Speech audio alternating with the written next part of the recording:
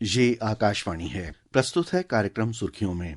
इसके अंतर्गत सुनिए भारत का टीकाकरण अभियान, सार्वभौमिक वैक्सीन कवरेज और स्वास्थ्य समानता के लिए प्रतिबद्धता पर चर्चा। इसमें भाग ले रहे हैं टीकाकरण के लिए राष्ट्रीय तकनीकी सलाहकार समूह के सदस्य डॉक्टर NK अरोड़ा। कार्यक्रम का संचालन कर रहे हैं सुबोध मिश्र। नागरिकों को स्वास्थ्य सुविधाएं उपलब्ध कराने में भारत निरंतर प्रगति के मार्ग पर अग्रसर है। आज भारत का टीकाकरण अभियान, सार्वभौमिक वैक्सीन कवरेज और स्वास्थ्य समानता के लिए प्रतिबद्धता विषय पर चर्चा के लिए हमारे साथ हैं टीकाकरण पर नेशनल टेक्निकल एडवाइजरी ग्रुप के doctor NK Arora. Doctor Arora, सुर्खियों में आपका स्वागत है। धन्यवाद। सबसे पहले टीकाकरण के महत्व से तो अधिकांश लोग परिचित हैं, क्योंकि भारत में काफी लंबे समय से चल रहा है, लेकिन तब भी आज सार्वभौमिक या व्यापक टीकाकरण क्यों जरूरी है, इस पर हमारे श्रोताओं को कुछ बताना चाहेंगे आप? टीकाकरण ज्यादातर जो है बच्चों के लिए किया जाता है। इस देश में जब बच्चे पैदा होते हैं तो उस समय हम टीबी का टीका लगाते हैं, साथ में पोलियो का और जॉन्डिस से बचने का टीका, और उसके बाद फिर 6 हफ्ते, 10 हफ्ते और 14 हफ्ते पे होता है, फिर 9 महीने पे होता है, फिर 1.5 साल पे होता है, फिर 5 साल पे होता है। और लगभग जो भी हमारे बच्चों के लिए टीके उपलब्ध हैं दुनिया में, वो सारे के सारे टीके अब हमारे बच्चों को भी उपलब्ध हैं। एक समय था जब 20-20, 30-30 साल लग जाते थे कि कोई टीका दुनिया के दूसरे हिस्सों में होता था, लेकिन अब हमारी टीकों की उत्पादन क्षमता इतनी अधिक है कि हम खाली अपने देश के बच्चों के लिए टीके नहीं लगाते। आपको जानकर के सुखद आश्चर्य होगा कि दुनिया में जो 3 टीके बिकते हैं उसमें से 2 टीके भारत में बने हुए होते हैं। ये बहुत गर्व की बात है। आपने पूछा टीकों का महत्व। जी, सार्वभौमिक जो व्यापक टीकाकरण या कहते हैं जब हम कि सार्वभौमिक टीकाकरण होना चाहिए, तो जैसे एक उदाहरण लें, अगर हम जैसे पोलियो का अगर हम देखें उन्मूलन लगभग, या चेचक, पुरानी बातें कर याद करें हम तो उसका जिस तरह से उन्मूलन हुआ है, तो उसमें टीकाकरण की ही भूमिका है। टीकाकरण को मैं एक इंश्योरेंस की तरह कहूँगा। जब मैं अपने बच्चे को टीका लगाता हूँ तो एक तरीके से उसके स्वास्थ्य के लिए मैं इंश्योरेंस कर रहा होता हूँ। बीमारियों से बचाव का सर्वोत्तम उपाय टीकाकरण है, और ये 20वीं सदी और फिर 21वीं सदी का सबसे बड़ा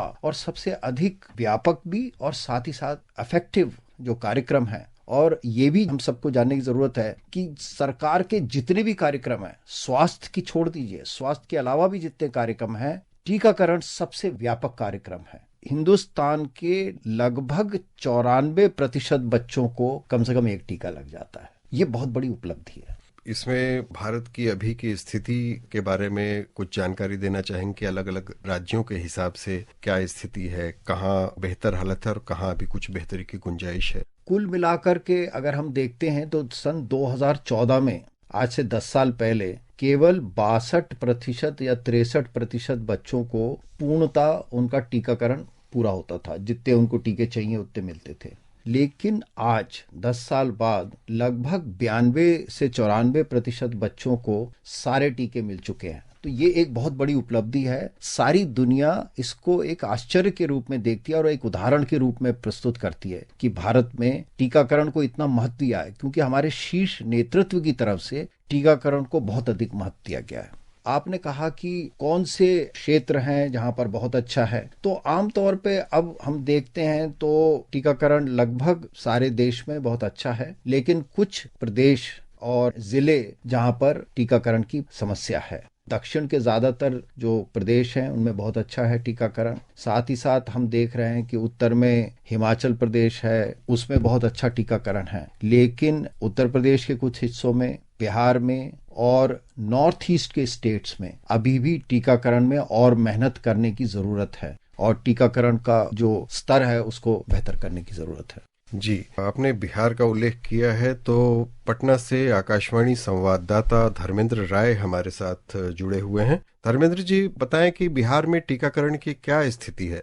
अरोड़ा जी जैसे बिहार का उल्लेख कर रहे थे, तो 89% के आसपास जो टीकाकरण है बिहार में है, और ये जो है 100% का लक्ष्य छूना चाहिए। लेकिन बिहार में बहुत सारी बाधाएं हैं इस क्षेत्र में टीकाकरण को लेकर, और ये जो रिपोर्ट मैं देख रहा था ये 2023-24 की है। तो कोविड का जो प्रभाव देखा गया जो 2 साल पहले तक जो है, तो उसका एक रिफ्लेक्शन है। उस समय टीकाकरण में कमी आई। दूसरी चीज है कि उत्तर बिहार का जो क्षेत्र है वो बाढ़ से हमेशा प्रभावित रहता है। तो वो भी एक बड़ी बाधा है, क्योंकि जो बुनियादी संरचनाएं हैं, छोटे अस्पताल है, सीएचसी है, पीएचसी है, वो प्रभावित रहते हैं। दूसरी चीज जो है, मतलब आंगनबाड़ी जो कार्यकर्ता है, आशा कार्यकर्ता है, इन लोगों को वहां पर जाने में दिक्कत होती है, कठिन क्षेत्रों में जहाँ पर बाढ़ से घिरा रहता है। और देखा जाए साल भर में 2.5-3 महीने बाढ़ से प्रभावित रहते हैं, क्षेत्र जल प्लावित रहते हैं। तो एक समस्या है। दूसरी जो आशा कार्यकर्ता है, आंगनबाड़ी कार्यकर्ता है, ये हमारे फुट सोल्जर हैं, जो जाकर दुर्गम क्षेत्रों में टीका लगाते हैं, दूर दराज के क्षेत्रों में लोगों को प्रेरित करते हैं। पिछले कई वर्षों से इनका जो है मानदेय है बढ़ोतरी को लेकर हड़ताल देखा गया। तो ये इन सब चीजों में रिफ्लेक्शन दिख रहा है कि सरकार इतने प्रयास कर रही है, फिर भी कमी देखी जा रही है। दूसरी चीज है कम्युनिकेशन, जो है इलिटरेसी के चलते बिहार में लोगों तक जो हम इतने चमत्कारिक प्रभाव है जो बच्चों की सुरक्षा को लेकर टीकाकरण, उन बातों को लगता है कहीं ना कहीं हम ट्रिकल डाउन नहीं करा ग्राउंड लेवल पर। जैसे कि जो पीसीवी टीका है, न्यूमोकोकल का जो कंजुगेशन, जो वायरस का, रोटा वायरस का, मेजल्स और रूबेला का, तो ये एक मतलब जो अचीवमेंट के बारे में बताना चाहिए कि हमें मिशन इंद्रधनुष के तहत जो है इसको कवर कर रहे हैं। और अगर बाहर के कंपैरिजन करें तो टीकों की कीमत काफी है, तो सरकार मुफ्त में इस मिशन के तहत टीके दे रही है। तो लोगों तक बात पहुंचानी पड़ेगी। और दूर दराज के क्षेत्रों में लोगों में शिक्षा का अभाव है, इसके कारण जो इंस्टीट्यूशनल डिलीवरी का सिस्टम है वो प्रभावित रहता है। जो बच्चे जन्म लेते हैं अस्पतालों में नहीं लेते हैं, तो इसके कारण रेगुलर जो टीकाकरण होना चाहिए समय समय पर, वो नहीं हो पाता है। ये जो ग्राउंड पर हम लोग सिचुएशन देखते हैं, कुछ कारण इसको माने जा सकते हैं। जी, ये थे हमारे साथ धर्मेंद्र राय, पटना से आकाशवाणी संवाददाता, जो वहाँ की जानकारी दे रहे थे। और इसके साथ अब जम्मू से हमारे साथ जुड़े हैं आकाशवाणी संवाददाता गुलशन रैना जी। गुलशन जी, बताएं वहाँ क्या स्थिति है टीकाकरण की? केंद्र शासित प्रदेश जम्मू कश्मीर ने नियमित टीकाकरण पर केंद्रित सघन मिशन इंद्रधनुष IMI 5.0 के दूसरे चरण के दौरान अपने टीकाकरण के लक्ष्य को पार कर लिया है। IMI के दूसरे चरण का आयोजन 11 से 16 सितंबर 2024 तक किया गया था। केंद्र शासित प्रदेश ने इस चरण में टीकाकरण के लिए नियोजित 3,188 सत्रों की जगह 4,132 सत्र आयोजित किए, जिसमें 6,000 से अधिक गर्भवती महिलाओं और 5 वर्ष तक के लगभग 34,000 बच्चों का टीकाकरण किया गया। IMI 5.0 के पहले चरण में भी जम्मू कश्मीर में इस तरह का प्रदर्शन देखा गया था, जहां 95% लाभार्थियों का टीकाकरण किया गया था। इस मिशन का लक्ष्य वर्ष 2024 तक भारत से खसरा रूबेला बीमारी खत्म करना है। अब आगे हम अपनी चर्चा जारी रखते हैं। तो यह है कि टीकाकरण के लिए अगर हम देखें तो जिस तरह की समस्याएं आ रही हैं, जैसे बिहार के हमने जाना, तो एक तो है कि जागरूकता बढ़ाने की बात होती है, दूसरे की मुश्किल इलाके हैं, और इसके अलावा स्वास्थ्य कर्मियों की भी बात है। तो टीकाकरण के लिए स्वास्थ्य कर्मियों और समुदायों, इनके बीच में बेहतर समन्वय कैसे स्थापित किया जा सकता है? पहली तो ये है कि पिछले लगभग 1 दशक में ये संवाद पहले से बहुत बेहतर हुआ है। साथ ही साथ ये देखा गया है कि जो आशा बहन जी है, उन्होंने एक बहुत महत्वपूर्ण अपना योगदान दिया है। बच्चों को लेके आते हैं और उनका टीका लगवाने में, तो उनका योगदान बहुत महत्वपूर्ण है। लेकिन जो समाज में जागरूकता पैदा करना है, और साथ में एक और महत्वपूर्ण चीज़ है, और वो ये है कि लोगों के मन में भ्रांतियां भी कई बार पैदा हो जाती हैं टीकाकरण से संबंधित। चाहे कुछ टीके के बाद हल्का सा बुखार हो जाता है तो उसकी वजह से माँ बाप बेचैन हो जाते हैं, या मिस इन्फॉर्मेशन, गलत बातें होती हैं, र्यूमर्स होती हैं, तो उनका निराकरण करना भी अत्यंत आवश्यक है। और इसमें आशा बहन जी और ANM बहन जी का बहुत महत्वपूर्ण रोल होता है, क्योंकि वो समाज के साथ बिल्कुल जुड़े हुए हैं और समाज का हिस्सा हैं। तो वहां पर अगर और मेहनत करी जाए प्रदेश की तरफ से और राष्ट्र की तरफ से, जो स्वास्थ्य विभाग है उसमें और चुस्तता लाने की जरूरत है। जी, आपने बताया कि जैसे लोगों में जो गलतफहमी है टीकाकरण को लेकर, या जागरूकता की कमी है, मिस इन्फॉर्मेशन है, इसका एक जो पुराना पहलू था वो था कि चलिए वो कुछ अशिक्षित लोगों के बीच में इस तरह की भ्रांतियां थी। लेकिन अब एक नया दौर आया है, सोशल मीडिया पर भी है, जिसमें कि टीकों के खिलाफ एक तरह से मुहिम छेड़ने वाले लोग पूरी दुनिया में देखे जा रहे हैं। हाँ। ये अद्भुत है, लेकिन विज्ञान इसका जवाब दे रहा है। तो टीकाकरण के प्रति लोगों की जागरूकता और इन्फॉर्म्ड लोग हैं, जो पढ़े लिखे लोग हैं, उनमें जो अविश्वास है उसको कैसे दूर कर सकते हैं? तो इनफैक्ट 2010 में डब्ल्यूएचओ ने, और 2015 और 20 के बीच में डब्ल्यूएचओ ने दुनिया की सबसे बड़ी चुनौतीपूर्ण स्वास्थ्य समस्याओं के बारे में बात किया, और उसमें एक समस्या यही थी कि टीकाकरण के प्रति अविश्वास, जनता में जो विश्वास की कमी होती है, और उसके लिए लगातार काम करने की जरूरत है। समय समय पर जिस तरीके से एक इनोवेशन, नवाचार चल रहा होता है चीज़ों को अच्छे तरीके से, इसी तरीके से जो वैक्सीन के अगेंस्ट हैं, उसके विरोध में हैं, उनके दिमाग में भी नवाचार चल रहा होता है, नए नए तरीके के धारणाएं बनाते हैं।